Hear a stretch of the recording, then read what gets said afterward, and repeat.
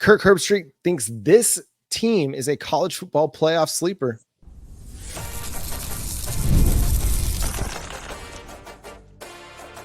You are Locked On Sooners, your daily podcast on the Oklahoma Sooners. Part of the Locked On Podcast Network, your team every day.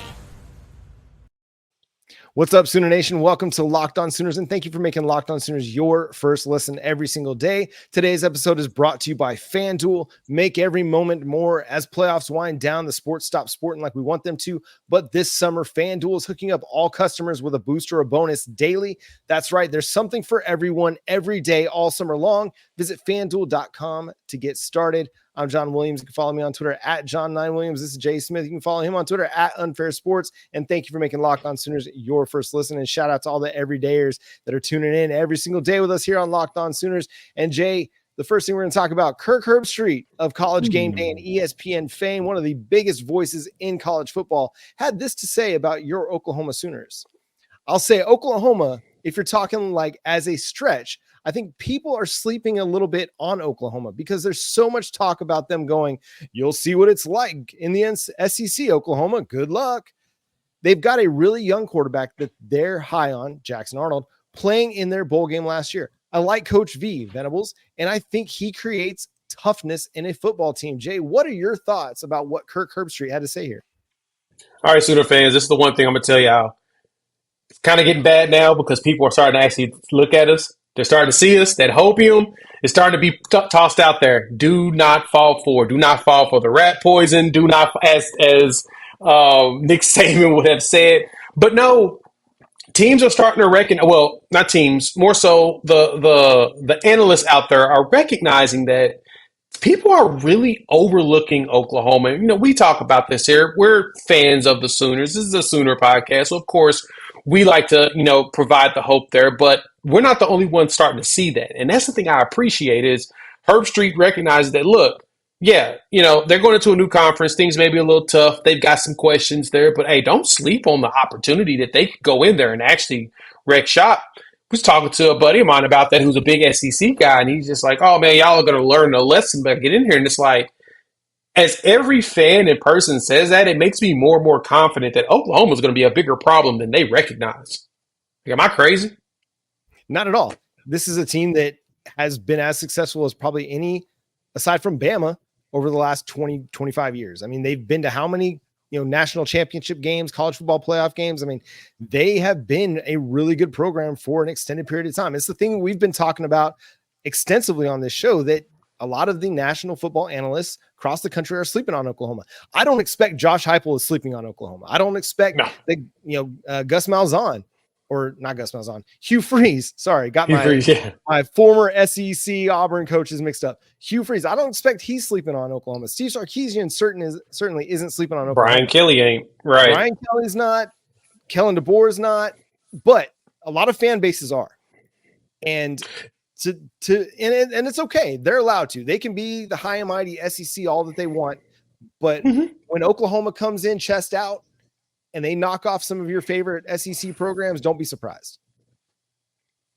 Yeah, that's the thing about it is the schedule itself, of course, is tough. But what I do like is that a lot of like the higher up analysts, the ones that really know ball, that really pay attention to a lot of this stuff, they're the ones warning everybody, hey, yes, their schedule's tough.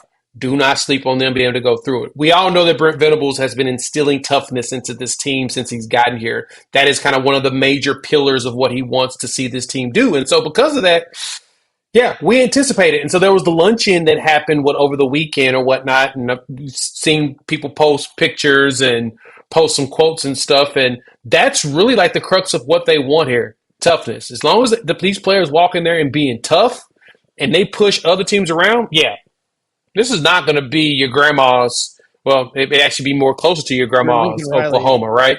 Right. It ain't your grandkids Oklahoma. It's more of your grandparents type of Oklahoma. The Oklahoma that we all love and beloved, and the reason why we fell in love with the team or in the organization is toughness, man. Pushing people around in the trenches. We're getting back to the basics of that, and I love that that's what we're showing. And so it's like, John, okay, Herbstreit says it. right? You got Paul Feinbaum. He's in a way hyping it up. He talks David about the Pollack warning. last week. Yeah. David Pollack. Like, at what point do we become not underrated anymore? When does it become that now we're rated and slowly rise into the overrated side? Well, I think first off, they've got to beat Tennessee, beat Auburn, and then go in and beat Texas. Like, I think at that point, everybody's going to get rid of this idea that Oklahoma is going to be some punching bag in the SEC. So win games. Okay. Yeah, you got to go win games. You got to prove it. And I think, again, we've talked about this. This is where Oklahoma wants to be. This is where Brent Venable wants to be. He wants to do his talking on the field with his football program. He doesn't need anybody else hyping them up. They're going to do their own hype work. They're going to be their own hype man. They don't need David Pollack saying, yeah. They don't need, Kirk Herbstreit saying what? No, they're going to do it on the field. That's what they're going to be about. And when it comes to the Red River Showdown, which will probably be another college game day experience, that's going to be their opportunity to show the entire country what this team is about. Because everybody's gassing up Texas, right? All gas, no brakes. The hype train has not hit the brakes. They've not pulled the emergency brake on that yet, but Oklahoma is going to pull it for them. I've said it before. I'll say it again. Oklahoma wins Red River again this year. And it's because I'm calling it. Talked about. The toughness of this team is different.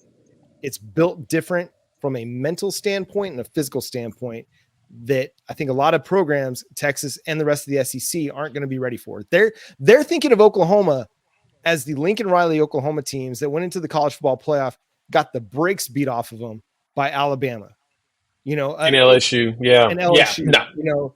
The LSU game, they were not even close. That Alabama game, they weren't ready in the first half. They kind of stormed back in the second half and made that look much more respectable.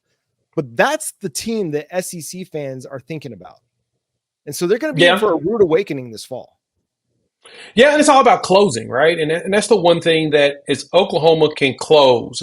If they can close these games, this is what will lead to victories and continuity going down the line, right? The Clemson playoff game, with Stoops, that game was just about closing, right? We did everything up front, but then realized at the second half, we didn't close it out, right? The bodies weren't bodying like we needed. The attrition kicked our butt at that point, and Clemson saw that, and Venables saw that, so he took advantage of it. Now we have Venables here to do that for us, to scheme perfectly for it. And so I'm pretty excited to see how Alley comes in here. And like I mentioned, the luncheon, Zach Alley actually spoke, for the first time, and for the media and everything. And so the way that he's going to scheme this up late in the season, and teams are going to be finally seeing what he's putting together.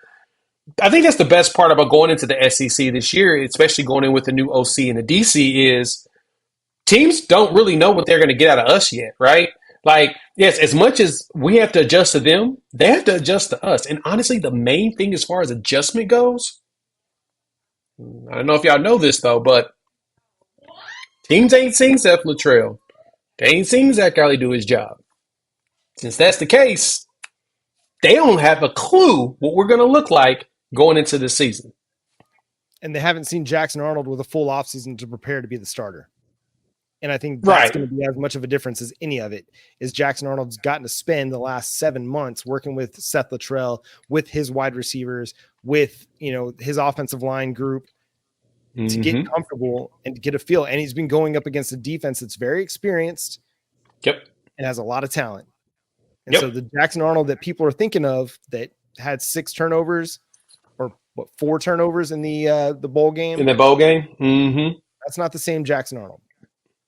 And they're when you say that, you say that, the thing that also makes me question that I have when it comes to this, right, is, and the question and a thought when it comes to Arnold on that portion is this. He's going to be forged in fire. We've talked about this. I've talked about this numerous times. They're not going to take it easy on him. And so they're not taking it easy on him. Fall camp, they're going to throw everything out, the kitchen sink and everything. For Jackson Arnold to truly be successful, and this is kind of a theory for me, is he's going to have to be comfortable when things look very easy, not when it's tough. He's going to be used to it being tough. He's going to be used to it being set to where he may not be prepared for. He's going to have to be okay with it being easy. And I'm kind of curious to how he reacts with success. That's the one thing that I'm curious about, because when he goes out there and the defense gives him sets and he looks at it, he's like, oh, I know this easily. Mhm. Is he going to overthrow the guy out of excitement? Is he going to Yeah, underthrow him out of excitement? Is he not going to tuck the ball and run when he sees it wide open? right. If there's anything I'm concerned or question really about Jackson is how's he going to handle when things just come very slowly for him, perfectly, like everything's in slow motion, which is perfect Mhm. for a quarterback like him. When it hits that moment, because the practices have been so intense, how's he going to react? I'm hoping that he can handle success as much as he can handle adversity, like he did against Arizona. Yeah. What's it going to be like when Deion Burks is running wide open down the field and he just got to Right. put it on him? I can't Exactly. wait to find out. And I think this is a kid that he's going to be ready for the moment. When Tennessee rolls into town, that first big challenge of the season, when that Mm-hmm. happens, he's going to be ready for his moment and he's going to be ready to shine. Let's talk guys that can play both ways, because as Travis Hunter has kind of taken the college football world by storm, other prospects are gaining this idea. Hey, I want to play both sides of the ball as well. Are there Sooners that could play both ways? Let's discuss coming up next here on Locked On Sooners.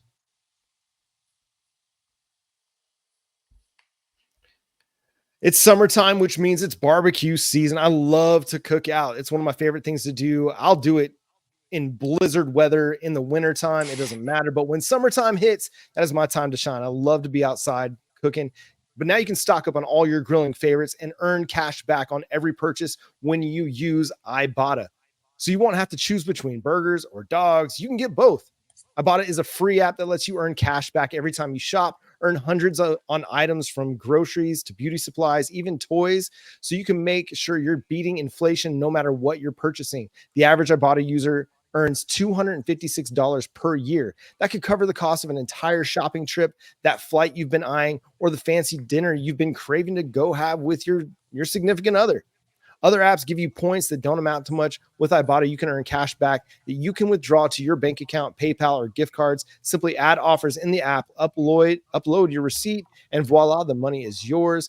Right now, Ibotta is offering our listeners $5 just for trying Ibotta by using the code Locked On College when you register. Just go to the App Store or Google Play Store and download the free Ibotta app to start earning cash back and use code Locked On College. That's IBOTTA in the Google Play or App Store, and use code Locked On College. We're also brought to you today by Factor.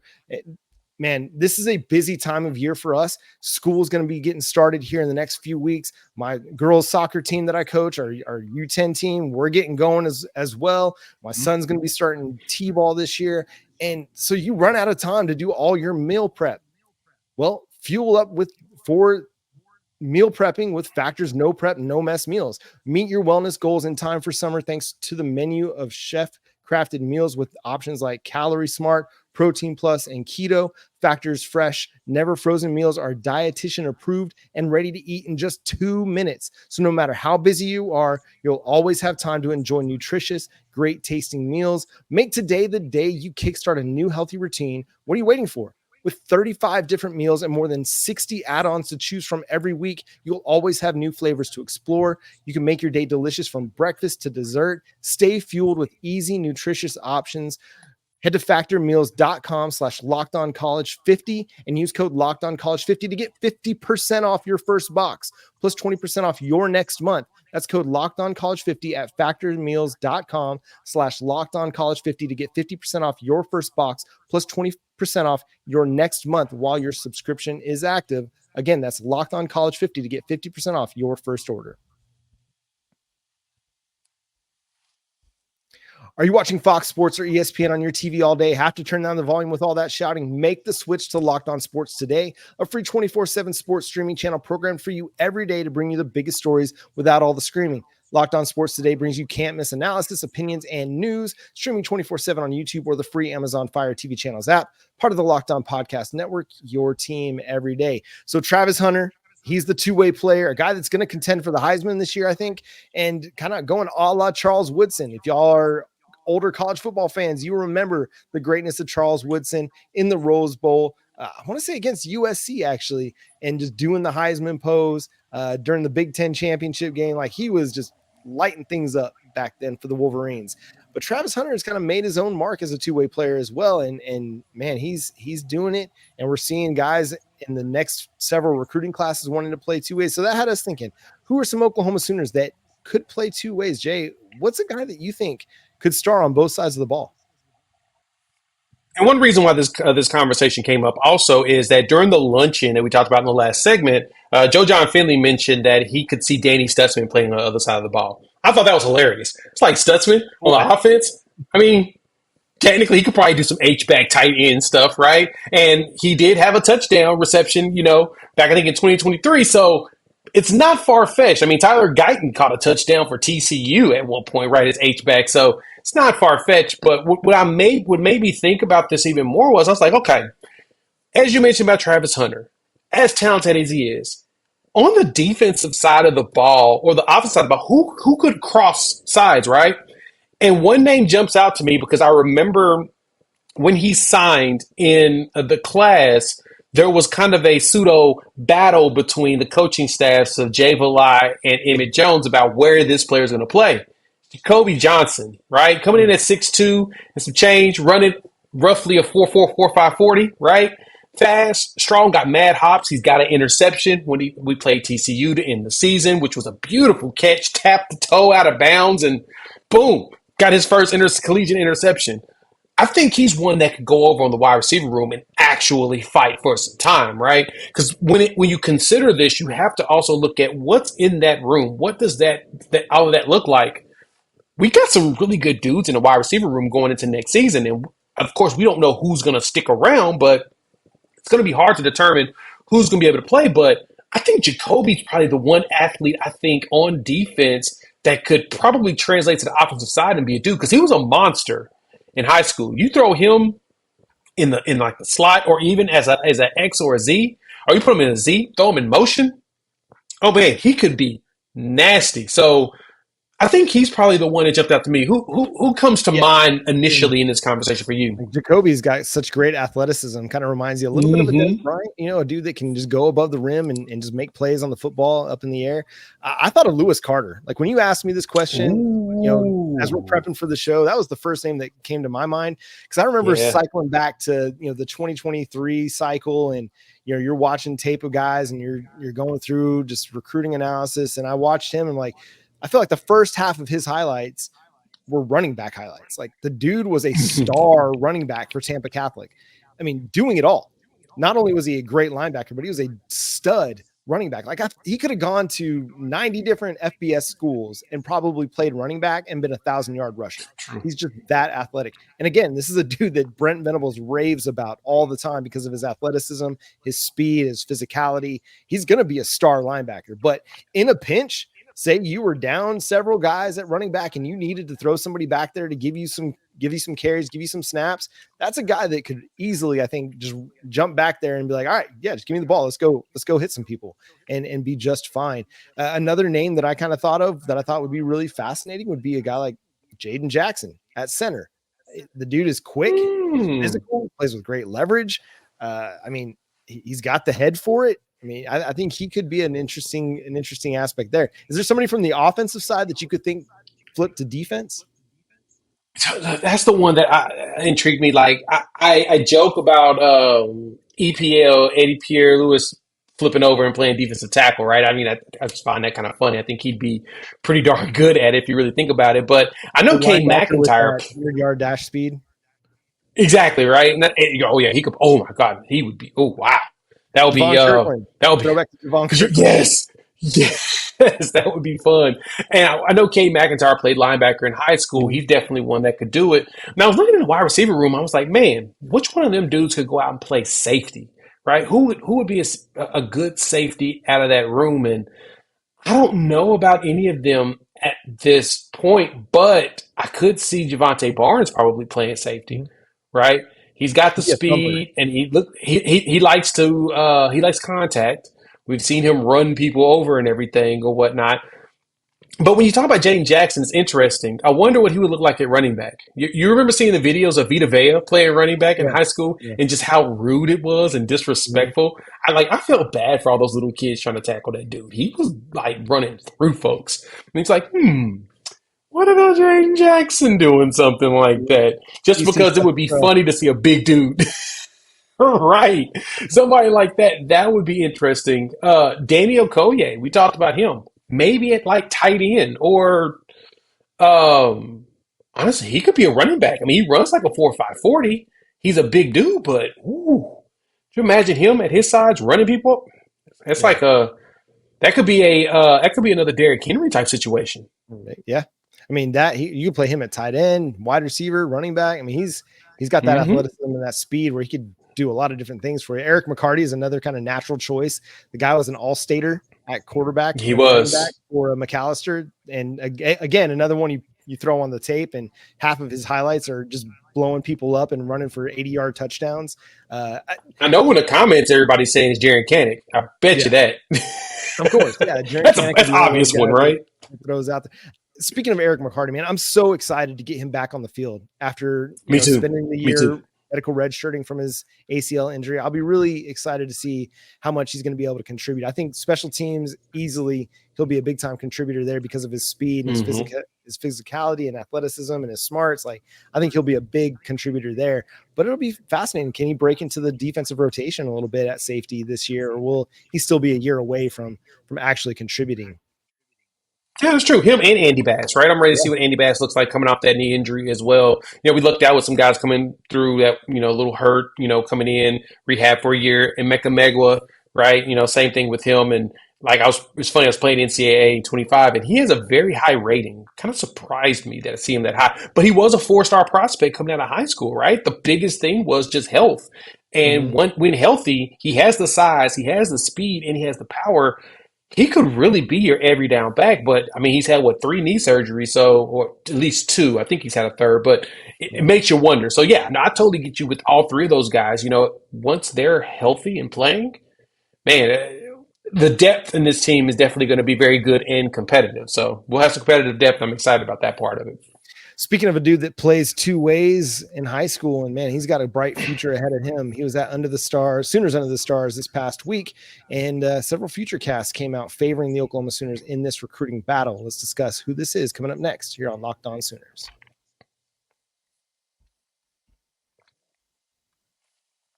As y'all know me, I love sports. I love them so much that I never want them to stop. But of course, playoffs has winded down.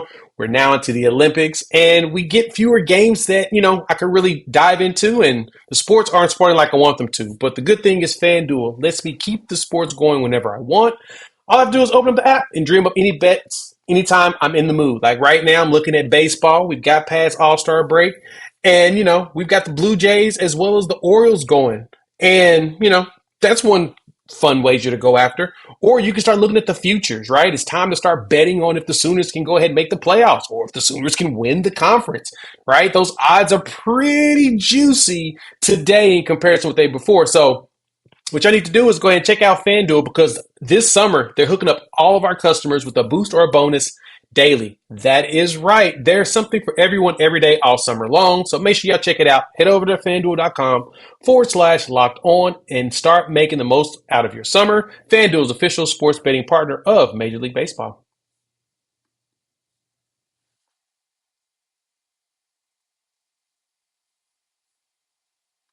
And again, thank you for making Locked On Sooners your first listen every single day. Free and available on all podcast platforms and on YouTube. Every recruiting segment here on the Locked On Network is brought to you by LinkedIn. Go to linkedin.com/lockedoncollege to post your job for free. Again, that's linkedin.com/lockedoncollege.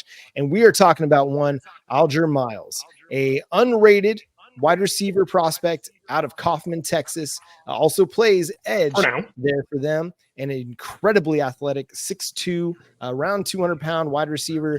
Oklahoma was the first to offer him. He's got 10 offers. Oklahoma is by far the biggest one. Next biggest would be Boston College or Pitt. But Emmett Jones likes what he sees, and he was at Sooners Under the Stars this past weekend, along with other 26 and 27 prospects. And Parker Thune, Brandon Drum, and Marshall Levinson, all of Rivals, issued a Rivals Futurecast favoring the Sooners in this recruitment. Jay, when you watched Mr. Miles, what did you see? I saw a dude that knows how to go after the ball, right? I saw a ball hawk. So as you mentioned, he plays edge as well as playing wide receiver. And of course, Emmett Jones is looking at him at, okay, your quarterback's underthrowing you like crazy just because you're that much more athletic than everybody else in the field. It's like the quarterback doesn't realize they need to just throw the ball like as soon as he hikes it. It's like the Randy Moss, Randall Cunningham era, right? Randall Cunningham looks to the side, see Moss, who's matched up with, starts smiling. You see those big old braces. He hikes it and just throws it in the air, and Randy gets it. That's kind of what his quarterback needs to do because of how talented he is, right? He finds the ball at the high point, he jumps up and he catches it. He's almost a straight line runner because he's just that much more athletic than everybody else. And so playing edge, he knows that he needs to go after the ball and continue to hawk after it.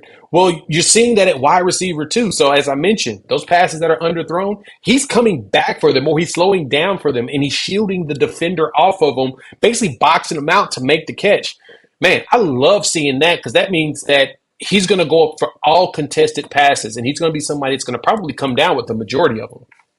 I saw a lot of toughness out of the kid too. There were several times where dudes were just draped all over them and he was dragging them for 5-10 yards. Like he was Derrick Henry. We talked about Derrick Henry in the last one. I mean, like these guys could not bring him down and he was literally dragging them on his back. And like that shows a lot of heart, a lot of toughness, a lot of physicality. I like his route running ability. I think it'll need some work, obviously, at the next level, but he just looks smooth in and out of his breaks.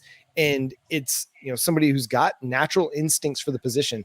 So many times we look at wide receiver traits like speed. We look at wide receiver traits like the athleticism, but we don't look sometimes at some of the intricate things that are just natural to the position, a smoothness, a feel for how to get in and out of your cuts, a natural hands ability. Some of those things that get a little bit underrated because we highlight the speed and the athleticism so much at the position, whether it's NFL draft analysts or it's recruiting analysts, that we forget to look sometimes at the things that are kind of the major things that help you at wide receiver. I mean, there's a lot of not super fast wide receivers that make a lot of money in the NFL because they play the position so well. They do all the other things really, really well, despite not being quote unquote fast. This is a kid that he's got enough speed to be a downfield threat, but he's going to kill in the intermediate area of the field because he's so big, he's athletic, and he's physical, and he just has that natural feel for the position. I think he's going to be great as a blocker as well. And again, if Emmett Jones likes what he's seeing, I'm also a big fan of that because who's recruiting wide receiver better than Emmett Jones right now and developing wide receiver better than Emmett Jones right now? Oh, as you know, I've been on the train and advocacy for Emmett Jones to get a raise just because of how great he's been since he's gotten here, right? Starting with the Andrew Anthony piece and then just going forward, everything's been amazing since we brought him in. And, you made a good point here, John, on, the intermediate play, right? I'm watching his film, his highlights, of course, it's high school highlights. You're seeing the best of it, right? But it appears that not only does he find a way to get open into the smaller, in the little pockets in the middle of the field, he's going to find a way to get open. His cuts are definitive enough to where he's causing team defensive players to run into each other so he can get catches on fades. Like, that's little stuff that you really can't teach. That's just a natural ability to move your body in a way that defenders can't keep up with you, right? That makes them twist around in circles and fall. That's huge for the wide receiver position, right? And especially if he refines his route running to the point to where his body is so fluid that people are confused at which direction he's going to go, if he's going to cut, if he's going to go in, if he's going to go out. Makes him really, really hard to defend. So getting to those open pockets are big. And the other thing you mentioned that I love is the thought of him being a blocker, right? So playing edge, he knows how to shed blocks and get away and go be disruptive. If he's able to get underneath that jersey and push dudes back on the block, all it does is open up the run game, right? We saw that last season whenever our wide receivers got tougher on the block. Guess what happened? The run game was cooking. That's how it was cooking for like Eric Gray when he was here. That whole season, when he got his 1,000 yards, it's because the wide receivers were blocking. And so if we continue to do that, build up dudes that can block downfield and cause problems there, man, yeah, we want more dudes like that. So Miles, please pull up. We would love to have you out here blocking for us in 2026. Yeah, so unrated right now, but I think he has the chance to be a 4-star by the time the cycle is over. as Oh yeah, more teams and more analysts kind of get word on him and get some film on him. I really think he's got that potential because, again, you look at a guy that he could probably start for a lot of teams in college football as an edge rusher. I think right now he's being a little bit undervalued, maybe a little bit under evaluated, but this is it's very much a Ryan Foje kind of recruitment. If you look back to Ryan agreed. Foje, Oklahoma was the first to offer him as well. And then by the time he committed in this past January, everybody was trying to get this kid. Everybody. And it would not surprise me if we look ahead to January of 2025 and we look at, Aljour Miles recruiting offer list, and it's all of a sudden 25 deep because Georgia's getting wind of him. Alabama's he looks like a Georgia wide receiver too, a big, fast, It really physical dude. does. And so it's not going to be surprising. And I think I already saw maybe a Missouri offer came through over the last few days too, which Missouri is playing copycat offers with Oklahoma prospects at this moment.